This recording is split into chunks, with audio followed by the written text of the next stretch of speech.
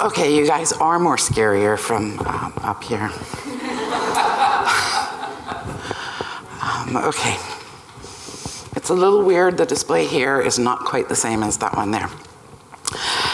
Deep breath. My name is Candace McKivett, and my presentation is Strong and Resilient, Creating Trusting Relationships in Health Research Interviews.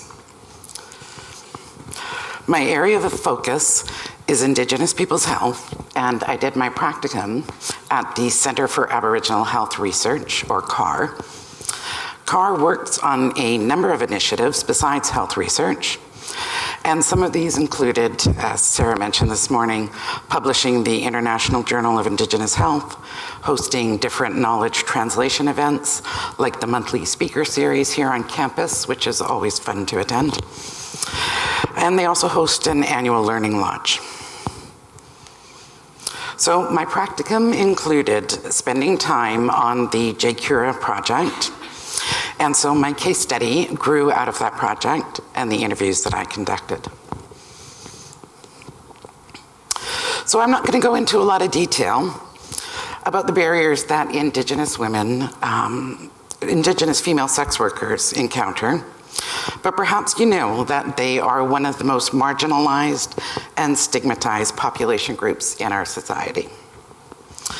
Benoit et al. 2001 found that the stigmatization associated with sex work can actually cause many workers to delay or to even avoid seeking professional medical care.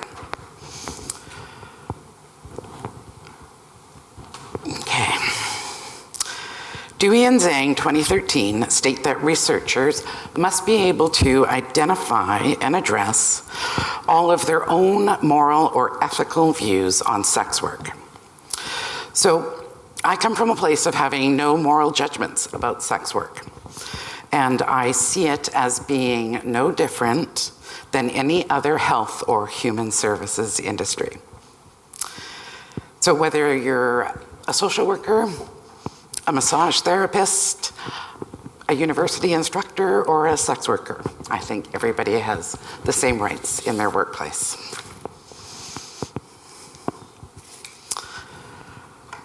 McCall and Lawrence and Huff 2013 state that a core truth about the social determinants of health is that they are connected to an individual's intersectional identities of gender, race, and socioeconomic status. And so even though there has been increased media coverage and lots of public conversations around the rights of sex workers over the past couple of years, especially, the stigma that's associated with sex work and HIV still remains very high. So in order to convey that I had a non-judgmental perspective on sex work, I carefully crafted the recruitment flyers and the emails using a strength-based approach. And as you can see, the recruitment flyer was designed both to attract attention, but also to communicate that sex workers would not be seen as being victims in the research that I was doing.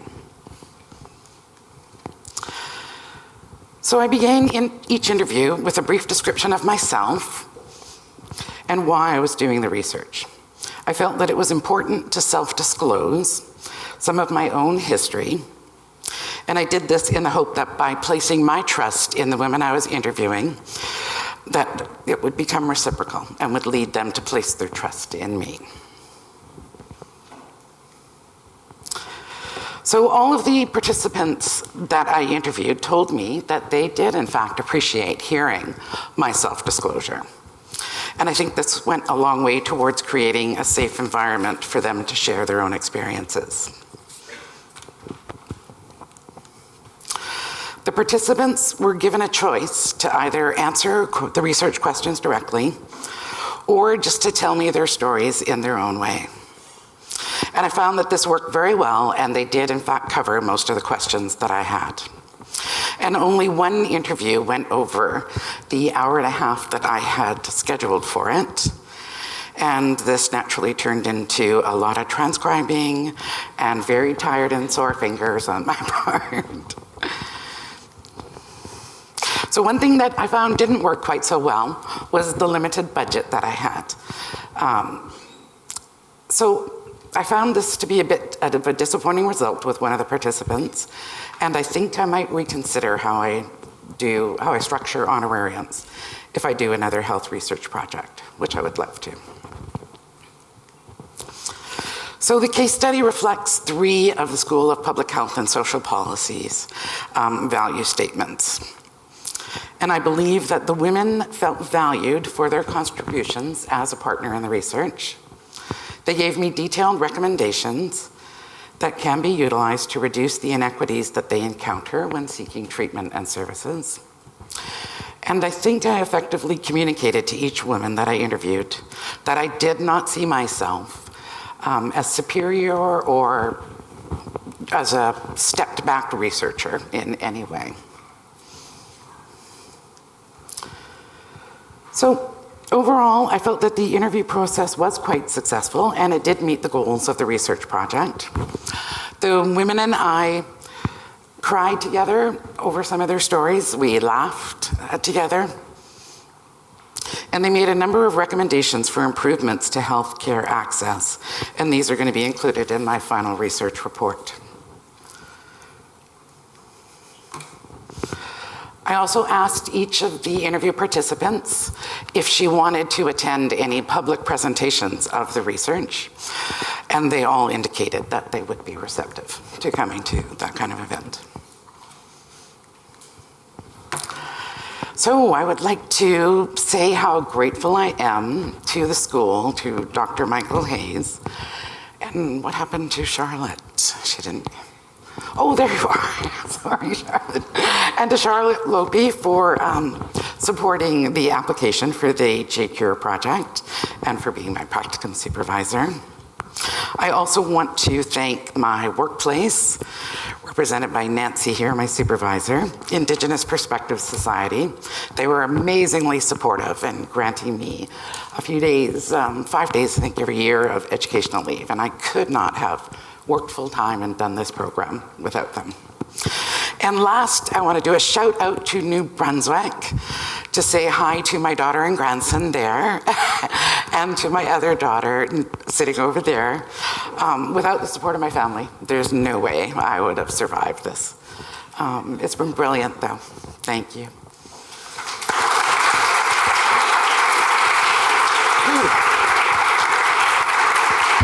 So now I can pat myself, right? You did it, Candace, and you did a great job, too.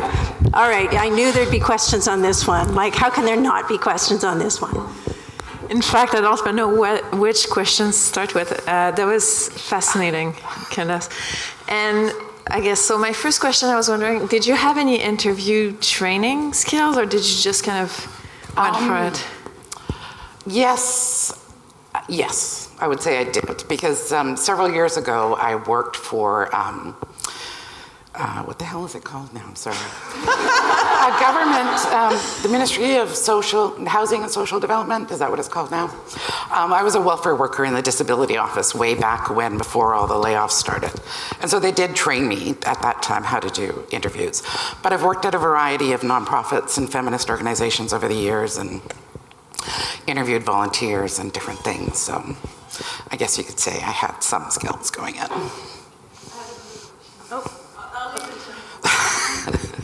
That was really brilliant and impressive, so you should be very proud of yourself. Don't be so nervous, you did really great. I was just wondering, how many women did you interview? What was your very small sample for. Oh, okay, fantastic, thank you. I was trying to do it, you know, in such a tight timeline. Probably hard to recruit as well. Yeah. Okay. Well, I did wind up having more than I could interview, actually. So that was another sort of Anybody else? disappointment. Oh. I'm going to give another person a chance here. Putting in my 10,000 steps this afternoon. Awesome, fantastic presentation. I was wondering if you could speak to some of the ethical challenges or just requiring university ethics, just because you are dealing with some of the most marginalized population. That'd be lovely. Yes, I had to get ethics approval from the University of Victoria. And I'm still alive. Yeah, it's not the easiest process to go through. I also got approval, not really ethical approval, support from 2 different community agencies. So from Peers Victoria and from the Victoria Native Friendship Center. And both organizations wanted to contribute more to the project, but have, of course, no funding. They're nonprofits. But they both are very interested in hosting some sort of, dissemination of the research. Hi, Candace. Awesome. I just want to say, because I know Candace won't, but ethics is, most of us know that ethics is a challenging process, and even at a graduate level, I've rarely seen someone get through ethics as easily as Candace did, is because she was relentless in her pursuit of doing this in a really good way. And so I wanted to just commend you on that. Thank you, Charlotte. Thank you. Thank you, Candace.